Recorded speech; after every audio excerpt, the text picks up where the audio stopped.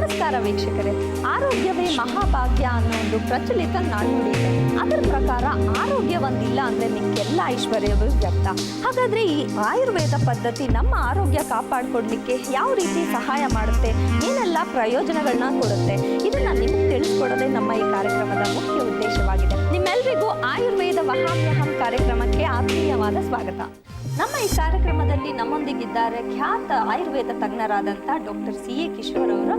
ಕಿಶೋರ್ ಅವರೇ, ನಿಮಗೆ ನಮ್ಮ ಕಾರ್ಯಕ್ರಮಕ್ಕೆ ಪ್ರೀತಿಯ ಸ್ವಾಗತ. ಸೊ ಬನ್ನಿ, ಇವತ್ತು ಕಿಶೋರ್ ಅವರು ನಮಗೆ ಏನೆಲ್ಲ ಮಾಹಿತಿಗಳನ್ನ ತಿಳಿಸ್ಕೊಡ್ತಾರೆ ಅಂತ ನೋಡೋಣ. ಎಷ್ಟು ಚೆನ್ನಾಗಿ ಆಯುರ್ವೇದದ ಬಗ್ಗೆ, ಆಯುರ್ವೇದದಿಂದ ನೆಮ್ಮದಿ ಇದೆ ಅಂತಕ್ಕಂಥ ಒಂದು ಉಕ್ತಿ ಹೇಳಿದ್ದಾರೆ.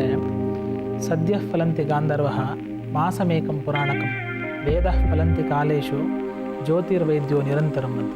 ಅಂದರೆ ಸಂಗೀತವನ್ನು ಕೇಳಿದರೆ ಆ ಕ್ಷಣಕ್ಕೆ ಮನಸ್ಸಿಗೆ ಮುದವನ್ನು ಕೊಡುತ್ತೆ. ಪುರಾಣವನ್ನು ಓದಿದರೆ ಒಂದು ಮಾಸ, ಒಂದು ತಿಂಗಳವರೆಗೂ ನೆಮ್ಮದಿಯನ್ನು ಕೊಡುತ್ತೆ. ವೇದ ಫಲಂತಿ ಕಾಲೇಶು, ಅನೇಕ ಸಂದರ್ಭದಲ್ಲಿ ದೀರ್ಘಕಾಲೀನವಾಗಿ ವೇದಗಳನ್ನು ಓದಿದರೆ ಒಬ್ಬ ಮನುಷ್ಯನಿಗೆ ನೆಮ್ಮದಿ ಸಿಗುತ್ತೆ. ಜ್ಯೋತಿಷ್ಯ, ಅದಕ್ಕಿಂತ ಹೆಚ್ಚಾಗಿ ಆಯುರ್ವೇದವನ್ನು ಓದಿದಾಗ ಆಜೀವ ಪರ್ಯಂತ ಒಬ್ಬ ಮನುಷ್ಯನಿಗೆ ನೆಮ್ಮದಿ ಸಿಗುತ್ತೆ. ಬರೀ ಓದಿದಾಗ ಅಷ್ಟೇ ಅಲ್ಲ, ಪ್ರಾಕ್ಟೀಸ್ ಮಾಡಿದಾಗ, ಅದರ ಜೊತೆಗೆ ಅದರ ಲಾಭವನ್ನು ಪಡ್ಕೊಂಡಾಗ ಒಬ್ಬ ರೋಗಿಯಾಗಿ. ಯಾಕಂದರೆ ವಿಶೇಷವಾಗಿ ನಾವು ಆಯುರ್ವೇದದ ಚಿಕಿತ್ಸಾ ಪದ್ಧತಿಯನ್ನು ಯೋಚನೆ ಮಾಡಿದಾಗ ಸ್ವಸ್ಥಸ್ಯ ಸ್ವಾಸ್ಥ್ಯ ರಕ್ಷಣಂ ಆತುರಸ್ಯ ವಿಕಾರ ಪ್ರಶಮನಂ ಅಂತ ಹೇಳಿ. ಅಂದರೆ ಅದರ ಮೂಲ ಉದ್ದೇಶ ಎಷ್ಟು ಚೆನ್ನಾಗಿದೆ ನೋಡಿ. ಕಾಯಿಲೆ ಬಂದ ತಕ್ಷಣ ನೀವು ಆಯುರ್ವೇದಕ್ಕೆ ಬಂದುಬಿಡಿ, ನಾವೇನೋ ಮ್ಯಾಜಿಕ್ ಮಾಡ್ತೀವಿ, ಟ್ರೀಟ್ಮೆಂಟ್ ಮಾಡಿಬಿಡ್ತೀವಿ ಅನ್ನೋದಲ್ಲ. ಮೂಲ ಮಂತ್ರ ಏನು ಅಂದರೆ ಸ್ವಸ್ಥರಿಗೆ ಸ್ವಾಸ್ಥ್ಯತೆಯನ್ನು ಕಾಪಾಡಿಕೊಳ್ತಕ್ಕಂಥದ್ದು ಮೇಜರ್ ಇಂಪ್ಲಿಮೆಂಟೇಷನ್ ಆಫ್ ಆಯುರ್ವೇದ, ಮುಖ್ಯ ಗುರಿ. ಸ್ವಸ್ಥರು ಯಾರು ನೀವು ಆರೋಗ್ಯವಂತರಾಗಿದ್ದರೆ ತಮ್ಮ ಆರೋಗ್ಯವನ್ನು ಹೆಚ್ಚಾಗಿ ಎಷ್ಟು ಕಾಪಾಡ್ಕೊಳ್ಬೇಕು. ಆಯುಷ್ಯವನ್ನು ಆ್ಯಕ್ಟಿವ್ ಲೈಫ್ ಅಂತ ಕರಿತೀವಿ. ಅಂದರೆ ಏನು ಆಯುಷ್ಯ ವೃದ್ಧಿ ಅಂದರೆ 60 ವರ್ಷಕ್ಕೆ ನಾವನ್ನು 100 ವರ್ಷದವರೆಗೂ ಬದುಕಿಸ್ಬಿಡ್ತೀವ ಅಂತಕ್ಕಂಥ ಪ್ರಶ್ನೆ. ಖಂಡಿತವಾಗ್ಲೂ ಅದಲ್ಲ. 60 ವರ್ಷ ಬದುಕಿರಿ, 100 ವರ್ಷ ಬದುಕಿರಿ. ಒಬ್ಬ ಮನುಷ್ಯನಿಗೆ ಎಷ್ಟು ಆಯುಷ್ಯ ಅಂತಕ್ಕಂಥದ್ದು ಭಗವಂತ ಕೊಟ್ಟಿರ್ತಕ್ಕಂಥ ಪೂರ್ವ ನಿಗದಿತ ಒಂದು ಸ್ಟೇಟ್. ಸೊ ಹೀಗಾಗಿ ಎಷ್ಟೇ ದಿವಸ ಬದುಕಿರಿ ಅಷ್ಟು ದಿವಸ ಆರೋಗ್ಯವಂತರಾಗಿ ಬದುಕಿರಿ.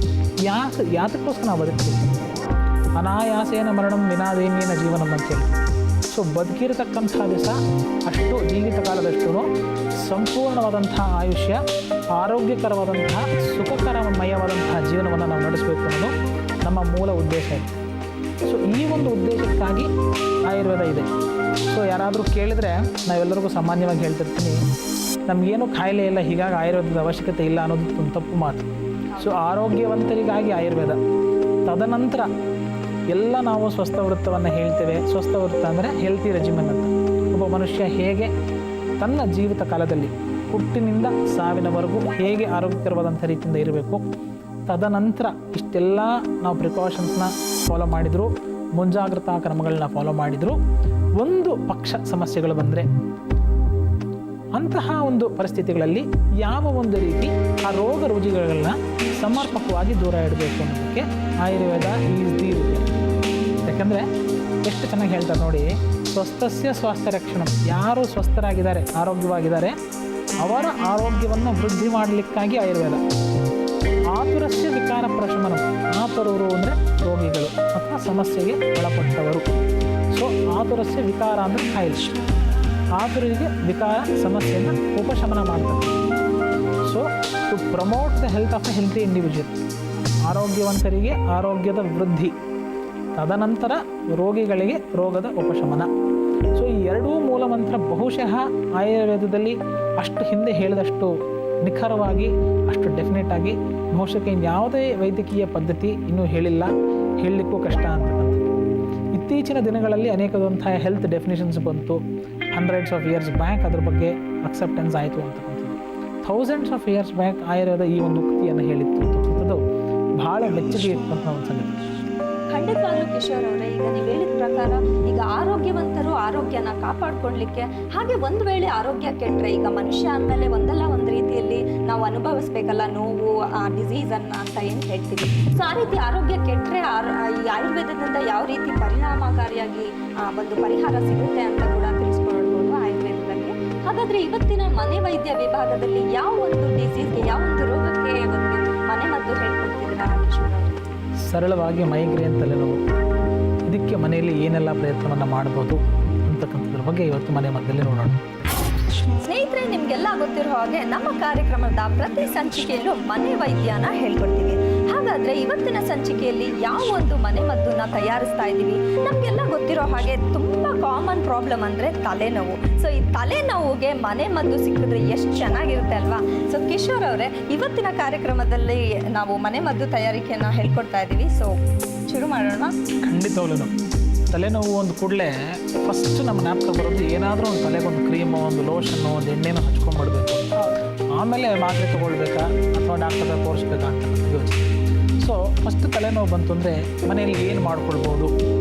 ಸೊ ಮನೆಯಲ್ಲಿ ಏಲಕ್ಕಿ ಇರುತ್ತೆ, ಹೌದು, ಸಾಸಿವೆ ಎಣ್ಣೆ ಇರುತ್ತೆ, ಪಚ್ಚಕರ್ಪೂರ ಇದ್ದೇ ಇರುತ್ತೆ, ಚಕ್ಕೆ ಅಥವಾ ದಾಲ್ಚಿನ್ನಿ ಇರುತ್ತೆ. ಇದು 4 ಇದ್ದರೆ ಈ ಪ್ರಿಪ್ರೇಷನ್ ನಾವು ಭಾಳ ಸಿಂಪಲ್ಲಾಗಿ ಮಾಡ್ಬೋದು. ಯಾವ ರೀತಿ ಮಾಡ್ಬೋದು? ಫಸ್ಟು ಏಲಕ್ಕಿಯನ್ನು ತೊಗೊಂಡು ಫೈನ್ ಪೌಡ್ರ್ ಮಾಡ್ಕೊಳ್ತಕ್ಕಂಥದ್ದು, ಮಿಕ್ಸಿಯಲ್ಲಿ ಹಾಕಿ ಅಥವಾ ಒರಳಲ್ಲಿ ಕುಟ್ಟಿ ಫೈನ್ ಪೌಡ್ರ್ ಮಾಡ್ಕೊಳ್ತಕ್ಕಂಥದ್ದು ಫಸ್ಟ್ ನಾವು ಮಾಡ್ತಕ್ಕಂಥದ್ದು.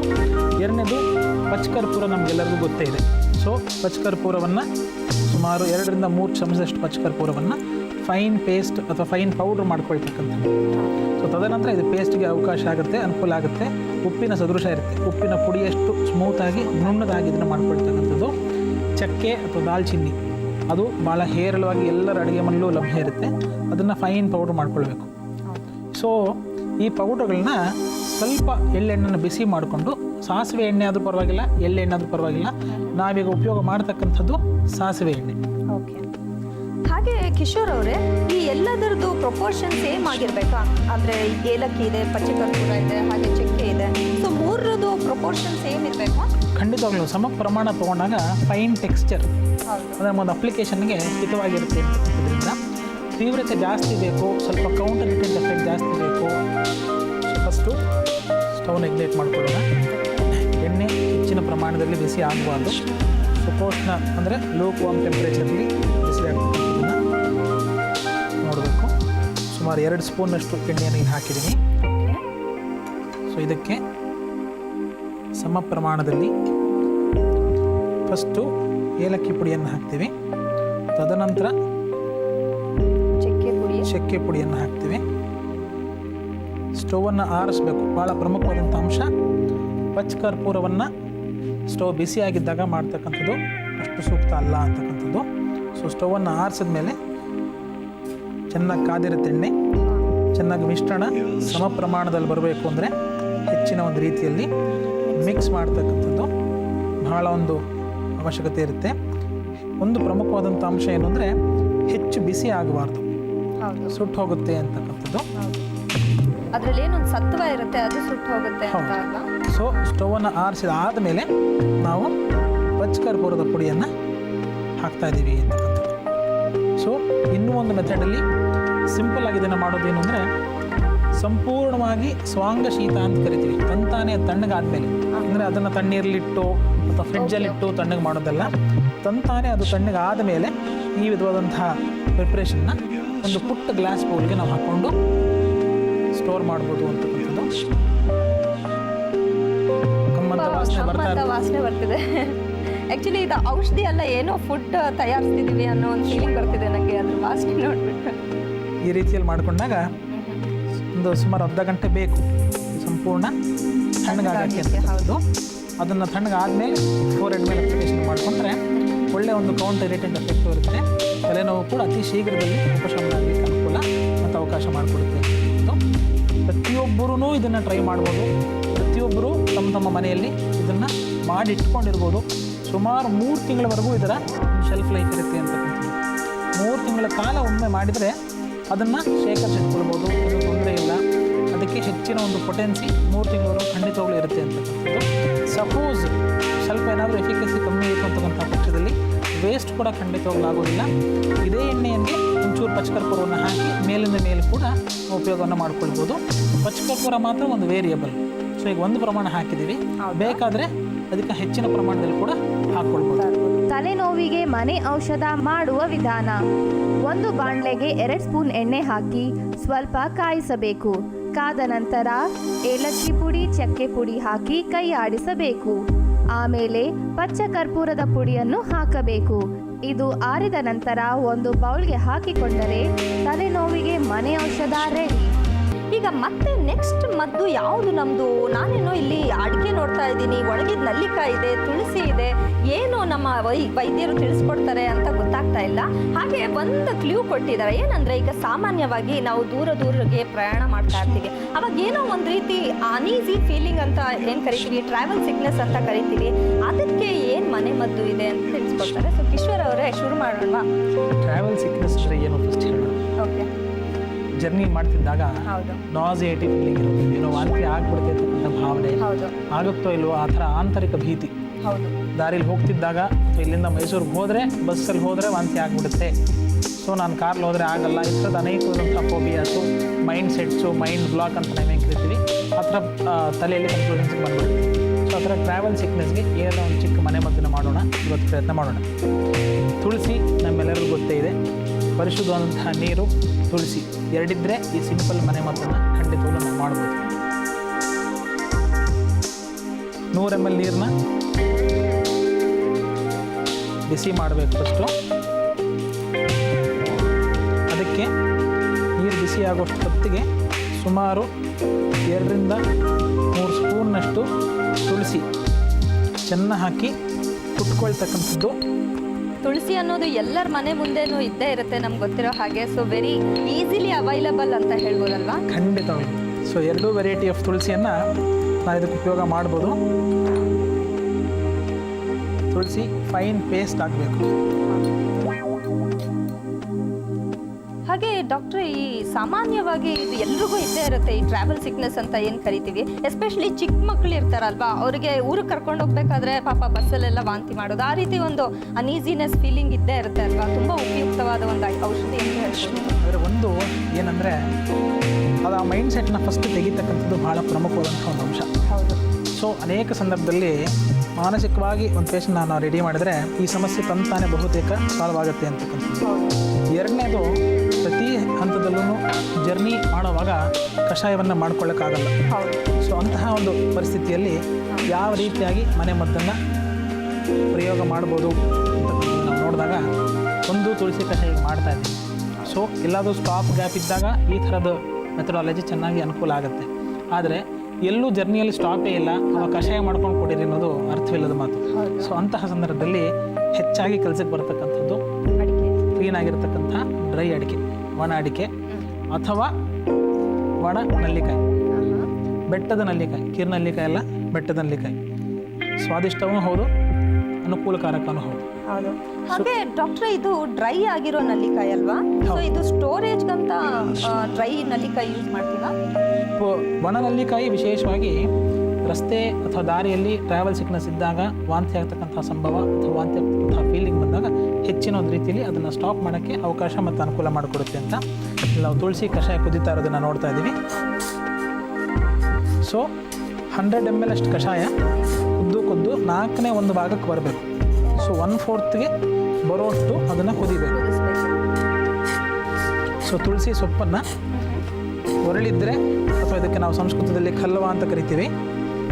ಖಲ್ವ ಇದ್ದರೆ ಚಿಕ್ಕದಾಗಿ ಫೈನ್ ಪೇಸ್ಟ್ ಮಾಡ್ಕೊಳ್ಬೋದು, ಇಲ್ಲ ಅಂದರೆ ಮಿಕ್ಸಿ ಇದ್ದರೂ ಸದೇಕ ಮಿಕ್ಸಿಯಿಂದ ಚಿಕ್ಕದಾಗಿ ಪುಡಿಯನ್ನು ಮಾಡ್ಕೊಳ್ಬೋದು ಅಂತಕ್ಕಂಥದ್ದು. ಸುಮಾರು ಒಂದು 5 ರಿಂದ 6 ನಿಮಿಷ ಲೋ ಫ್ಲೇಮಲ್ಲಿ ಕುದಿಸ್ಬೇಕು. ಇದನ್ನು ಕುದಿಸಿದಾಗ ಒಳ್ಳೆಯ ಒಂದು ಕಷಾಯ ಪ್ರಿಪ್ರೇಷನ್ನು ಈ ರೀತಿಯಲ್ಲಿ ಆಗುತ್ತೆ. ಇದನ್ನು 4ನೇ ಒಂದು ಭಾಗ ಕಿಳಿಯೋವರೆಗೂ ಬಿಡಬೇಕಾಗತ್ತೆ. ಈ ತುಳಸಿಯನ್ನು ಹೋಲಿ ಬೇಸಿಲ್ ಅಂತ ಕೂಡ ಕರಿತೀವಿ. ಎಷ್ಟು ಅನೇಕ ವಿಧವಾದಂತಹ ಮೆಡಿಸಿನಲ್ ಪ್ರಾಪರ್ಟೀಸ್ ಇರೋದ್ರಿಂದ ಇದು ಕ್ರಿಮಿಗ್ನ ಕೂಡ ಹೌದು. ಯಾಕೆ ಮನೆ ಮುಂದೆ ಹಾಕೋತಾರೆ ಅಂದರೆ ಬೇರೆ ಹಿಂದಿನ ಕಾಲದಲ್ಲಿ ದೆವ್ವ, ಭೂತ ಈ ಥರದ ನಂಬಿಕೆಗಳಿತ್ತು.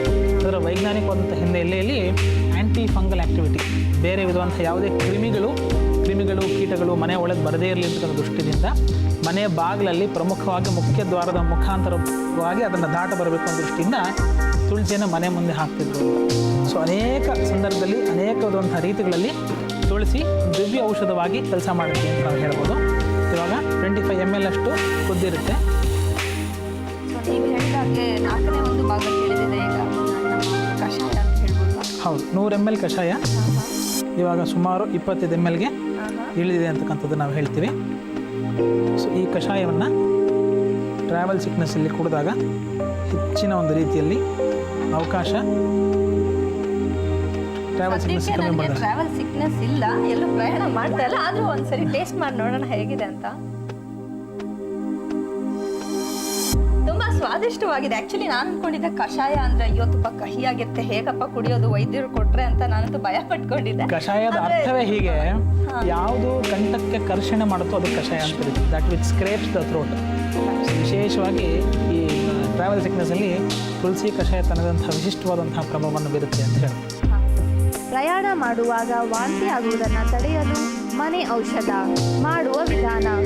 ಒಂದು ಪ್ಯಾನ್ಗೆ 100 ml ನಷ್ಟು ನೀರನ್ನು ಕಾಯಲು ಇಡಿ. 2 ರಿಂದ 3 ಚಮಚದಷ್ಟು ತುಳಸಿಯನ್ನು ಚೆನ್ನಾಗಿ ಕುಟ್ಟಿಕೊಂಡು ಕಾಯಲಿಟ್ಟ ನೀರಿಗೆ ಹಾಕಿ ಇದನ್ನು 5 ರಿಂದ 6 ನಿಮಿಷ ಕುದಿಸಬೇಕು. ನಂತರ ಒಂದು ಲೋಟಕ್ಕೆ ಹಾಕಿಕೊಂಡರೆ ಪ್ರಯಾಣ ಮಾಡುವಾಗ ವಾಂತಿಯಾಗುವುದನ್ನು ತಡೆಯಲು ಮನೆ ಔಷಧ ಸಿದ್ಧ.